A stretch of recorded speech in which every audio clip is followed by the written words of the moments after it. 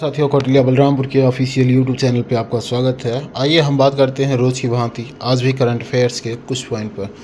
तो देखते हैं, भारत में चुनावी बॉन्ड योजना किस वर्ष शुरू की गई थी? तो ऑप्शन है 2016, 2018, 2021 या 2023। तो इसका जो सही आंसर है वो आपका 2018 यानी कि बी ऑप्शन सही हो जाएगा। सुप्रीम कोर्ट ने घोषणा किया था कि वह 31 अक्टूबर को चुनावी बॉन्ड कार्यक्रमों को चुनौती देने वाली याचिकाओं पर विचार करेगा। 2018 में शुरू की गई इस योजना ने चुनावी बॉन्ड में योगदान देने की एक प्रणाली शुरू की, जो भारत में राजनीतिक दलों को गुमनाम रूप से धन दान करने के लिए ब्याज मुक्त वाहक साधन है।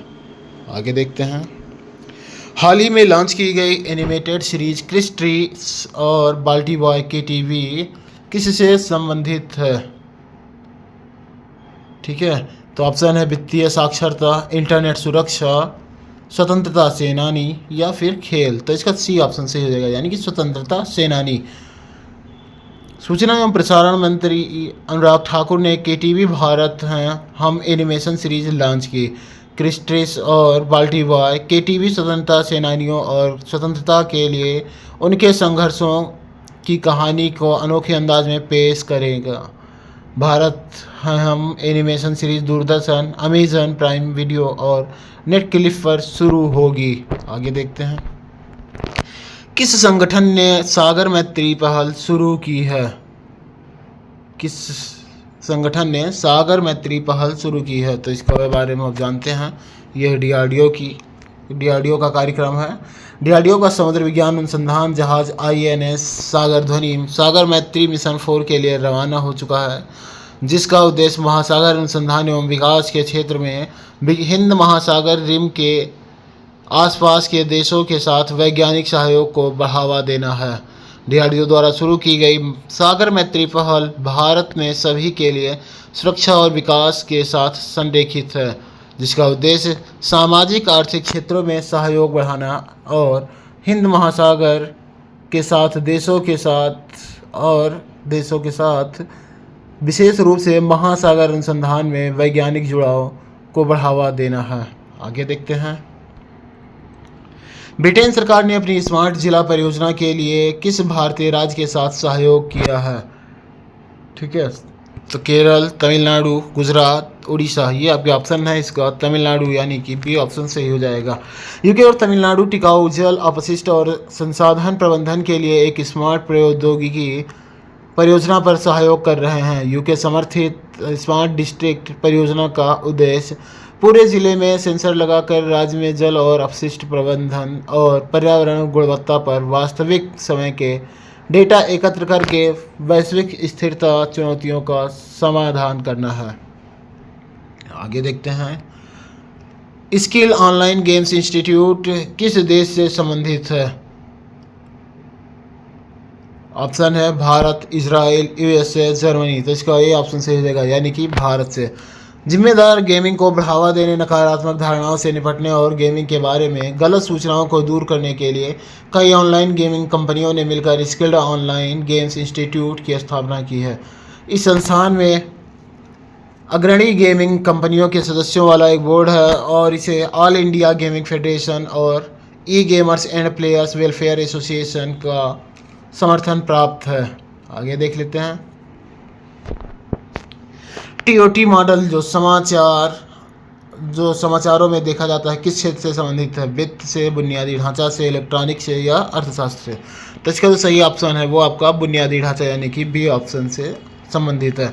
भारतीय राष्ट्रीय राजमार्ग प्राधिकरण ने 400 किलोमीटर की कुल लंबाई को कवर करने वाले 11 और 12 नाम के 2 टोल संचालन और हस्तांतरण टीओटी मंडलों को कुल 6,584 करोड़ रुपए में आवंटित किया है। टीओटी मॉडल को राजमार्ग क्षेत्र में निजी क्षेत्र की भागीदारी को बढ़ावा देने के लिए डिजाइन किया गया है, जिसमें एनएचएआई समय समय पर इस व्यवस्था के तहत विभिन्न राष्ट्रीय राजमार्ग खंडों के टोल संग्रह, संचालन और रखरखाव के लिए अनुबंध प्रदान करता है। आगे देखते हैं, हार्टलैंड त्रिपुरा जो खबरों में रही किस क्षेत्र से संबंधित योजना है? ऑप्शन है स्वतंत्रता स्वास्थ्य, शिक्षा, रोजगार योग्यता या फिर संस्कृति। तो ये रोजगार योग्यता से संबंधित है। त्रिपुरा के युवाओं की रोजगार क्षमता और कौशल को बढ़ावा देने के प्रयास में हार्टलैंड त्रिपुरा नामक एक परियोजना आधिकारिक तौर पर शुरू की गई है। यह पहल डेलाइट इंडिया और अगरतला में राष्ट्रीय इलेक्ट्रॉनिक्स और सूचना प्रौद्योगिकी संस्थान की भागीदारी वाला एक सहयोगात्मक प्रयास है।